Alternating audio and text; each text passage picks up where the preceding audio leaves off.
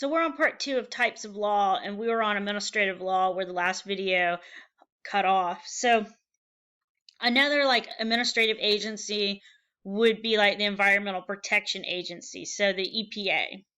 The Environmental Protection Agency has laws and rules on emissions when it comes to factories and car companies.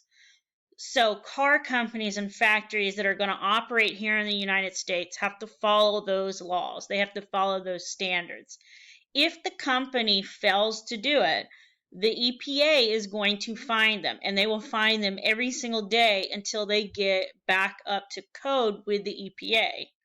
They can also shut down stuff as well. So they can shut down a factory that has had numerous problems.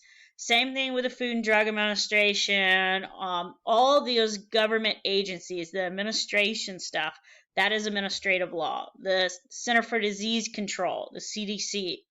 So there's a lot of these that help the executive agency carry out and enforce the law. The next law that we're going to look at is statutory law. Statutory laws are statutes are created by your legislative branches. So your lawmaking branches. So like Congress are here in North Carolina, the North Carolina General Assembly. And I know you guys have heard of statutory rape. Well, and that's why I'm using it as an example. So anytime someone says statutory, your brain kind of goes to that statutory rape phrase. So in the state of North Carolina, 15 or younger is never ever going to be at the age of consent. They cannot give consent to any sexual act because they are not of legal age to do that.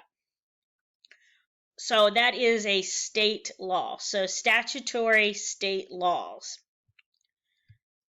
International law. So these are laws created through government relations between countries, between nations. So kind of like treaties. So there's different kinds of treaties that the United States and foreign countries are involved in, but that would be international law.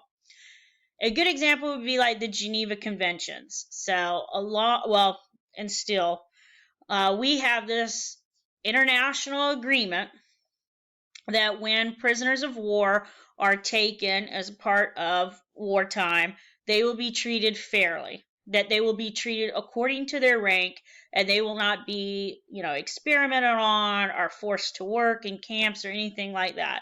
So the nations that have signed this are all in agreement that if anything ever occurred, like we went to war, we would all treat them properly. But international law also has to deal with like Antarctica, just lots like the ocean, the sea. There's a lot of stuff that is a part of international law because from the coast of North Carolina out to the ocean, so much of that is the United States, and then it kind of becomes like international territory.